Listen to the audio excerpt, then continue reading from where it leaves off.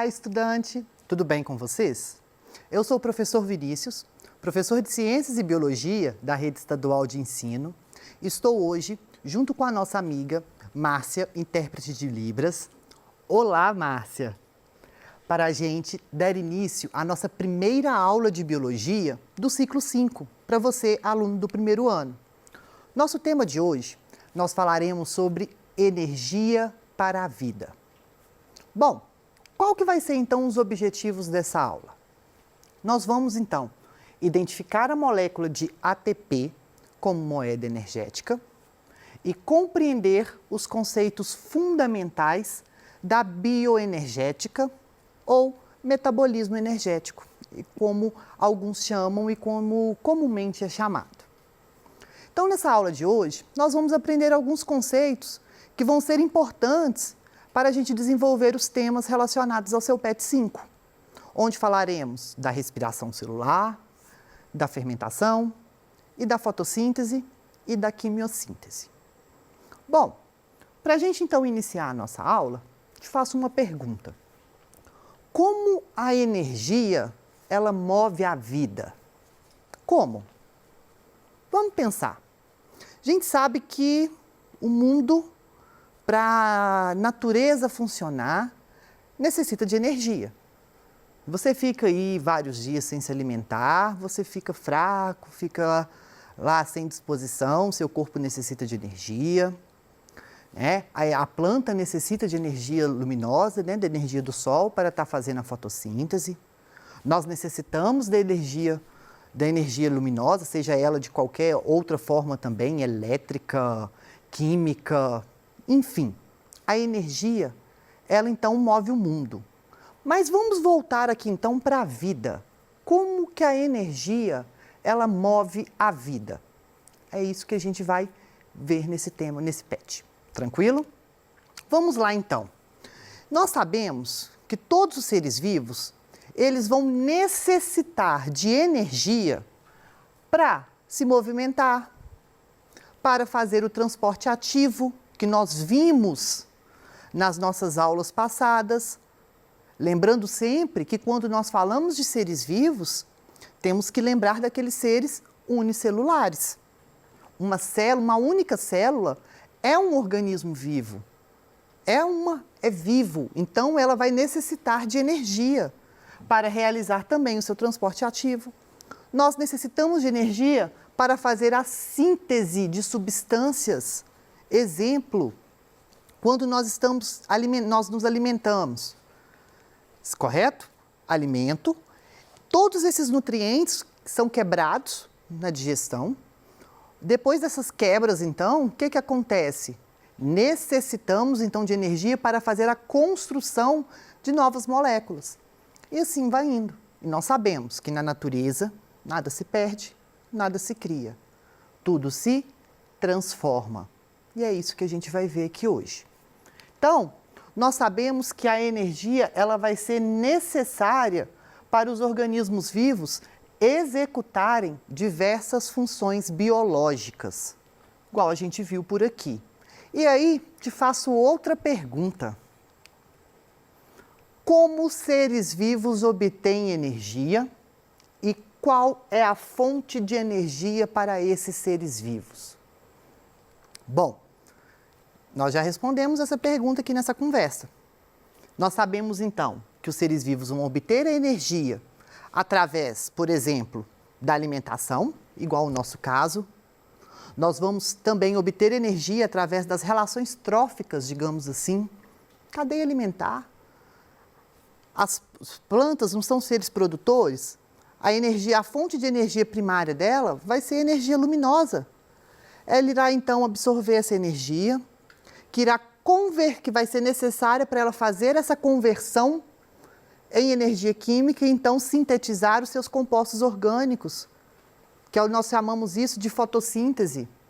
E nós, seres heterótrofos, que nós não conseguimos fazer esse processo, nós necessitamos então de nos alimentar de outros seres vivos para pegar então essa energia química proveniente dos alimentos para que nós então conseguimos realizar os nossos processos metabólicos. Então, nós sabemos de como vem essa energia e qual é a fonte de energia. Quando então nós falamos nesse conjunto de energia, de reações que vão estar acontecendo dentro do nosso corpo ou até mesmo dentro de uma célula, é o que nós chamamos de metabolismo.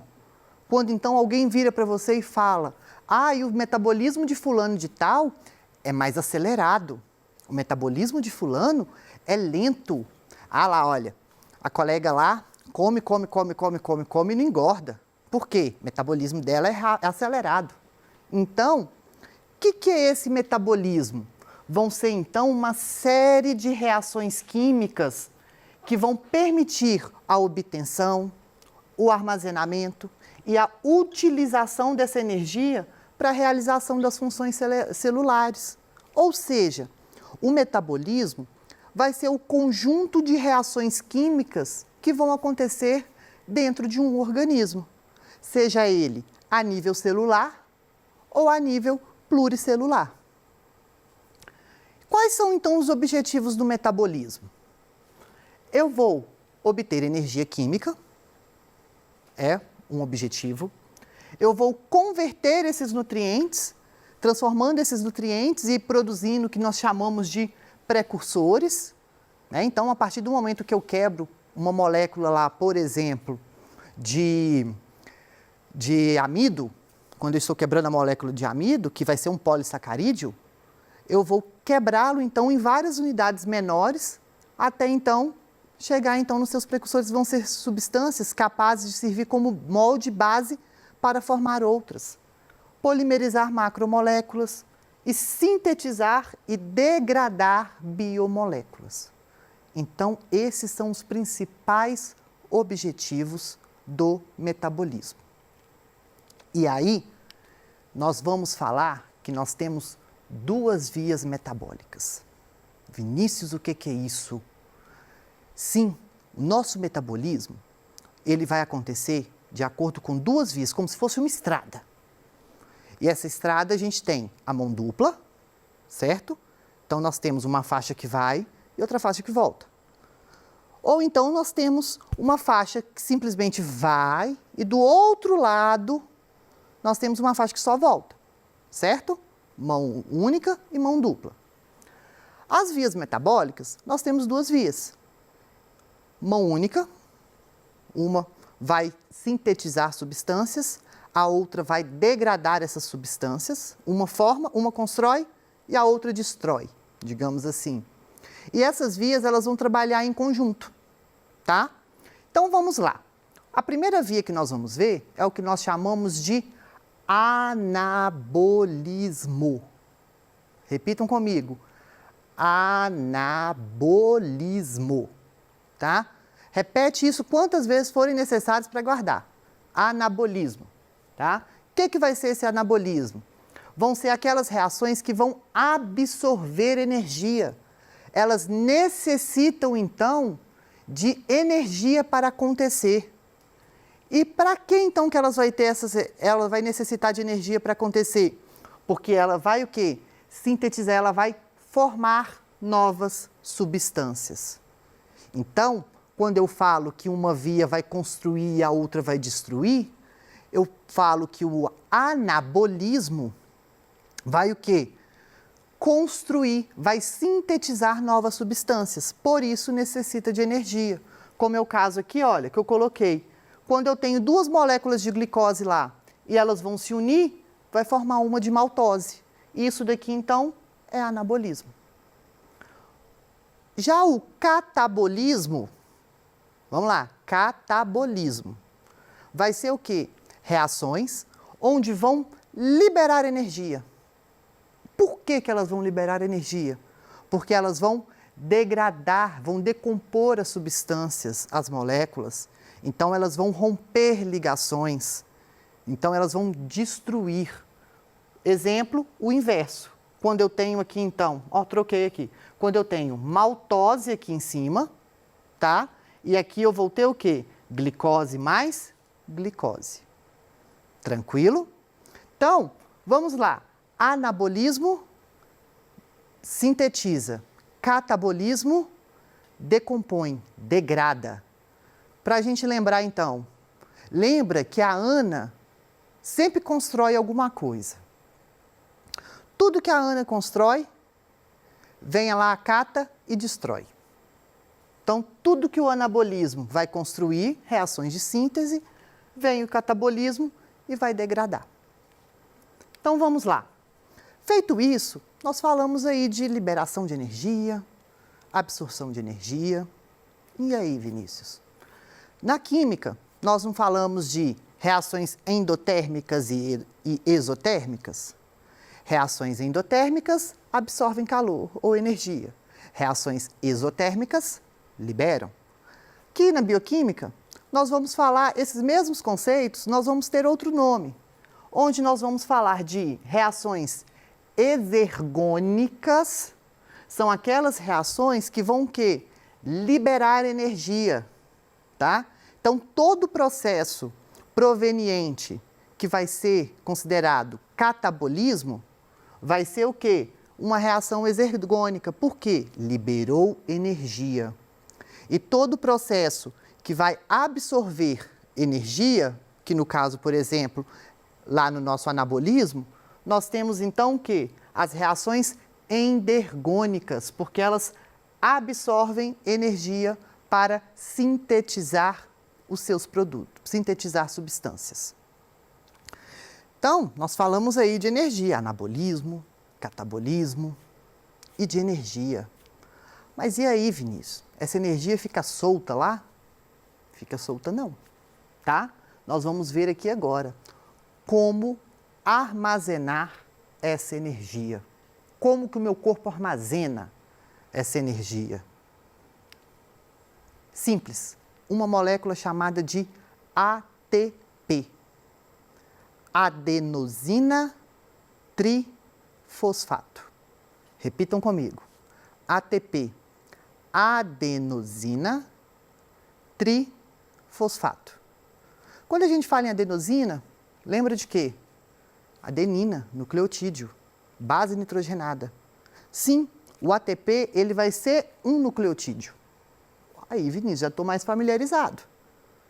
Então, ATP, então, eu sei que tem adenina lá. Se é nucleotídeo, tem fosfato. E por que o trifosfato? Porque são 3 fosfatos. Igual a gente vê aqui, ó. Adenina, o carboidrato, e aqui eu vou ter 1, 2, 3 fosfatos. Essa é a molécula de ATP. Mas como que essa molécula de ATP ela vai conseguir armazenar energia? Simples assim, através das ligações entre os fosfatos. Quando o meu corpo, ele vai então, ele sabe que a energia é cara, eu preciso de energia. Aí eu vou comer, aí você bate aquela pratada de carboidrato, de macarrão, vai te dar aquela energia rápida, não vai? Você acha que vai ficar tudo solto lá para você ficar agitadaço? Não. Você vai ficar agitado, claro, só que aí o seu corpo ele vai guardar, que ele não é bobo. O que ele faz? Armazena em forma de ATP. A energia está armazenada nas ligações entre os fosfatos. Armazenei. Quando o meu corpo necessita de energia, o que ele faz? Vai quebrar, romper essa ligação aqui. Como que rompe? Vem a molécula de água. Quando eu tenho quebra de uma molécula através da água, o que vai ser? Reações de hidrólise. Lembram? Então, a água vem. Feito isso, olha, a água consegue então se associar aqui e romper essa ligação. Feito isso, eu tenho a formação de um fosfato, que nós chamamos de fosfato inorgânico, mais uma molécula de ADP. Por que ADP? Adenosina difosfato. Então, eu tenho 2 fosfatos. Feito isso, ó, quebrei então a ligação de um fosfato, liberei fosfato mais ADP e o que eu libero para o meio? Energia. Isso então é como o meu corpo libera energia. E quando eu preciso de absorver? Processo inverso. Quando o meu corpo necessita de armazenar energia, o que ele faz? Pega, junta o fosfato mais o ADP. Lembram que reações de síntese necessitam de energia para acontecer? Então, vai o que, ó? Armazenar essa energia. Feito isso, forma o ATP e libera uma molécula de água. Isso, então, por isso que nós falamos que o ATP é a nossa moeda energética. Que todos esses processos que necessitam de absorver, liberar energia, liberam energia na forma de ATP. Por isso que nós associamos, tá? ATP à energia. Bom, nós sabemos que a realocação dos elétrons libera energia armazenada nas moléculas orgânicas, quando a gente vai sintetizar essas moléculas. Essa energia, então, ela é fundamentalmente utilizada para sintetizar o ATP. Então, eu estou falando dos elétrons. Vinícius, o que tem a ver elétron aqui? Claro, igual a gente viu lá a água. A água, quando ela vai se associar à molécula de ATP, ou quando o fosfato inorgânico vai se associar à molécula de ADP, vai o quê? Ser necessário uma reorganização de elétrons. Aí acontece o quê? Pode perder elétrons, não pode? Todo elemento químico não pode perder elétrons? Ou ganhar? O que acontece? Isso é fundamental para o meu corpo, para que isso tudo está associado lá na formação da energia. O que acontece? Eu tenho que guardar esses elétrons. Mas como que eu vou guardar esses elétrons? Através, então, de substâncias que nós vamos chamar de transportadoras de elétrons. Mas antes da gente falar dessas substâncias transportadoras, nós vamos falar que as reações químicas que vão acontecer para a formação de energia e associadas a esse processo biológico, nós vamos falar que são reações de redox.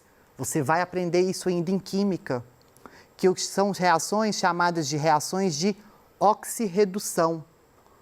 Tal substância sofreu oxidação, tal substância sofreu redução. Mas como assim, Vinícius? Toda vez que eu falar em oxidação, eu estou falando que aquela substância perdeu elétrons.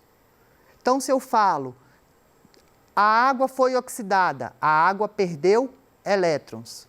Ou a água foi reduzida, eu falo que a água ganhou elétrons. Então, quando eu falo em oxidação, perdeu elétrons. Se eu falo em redução, ganhou elétrons. Olha aqui, para a gente entender.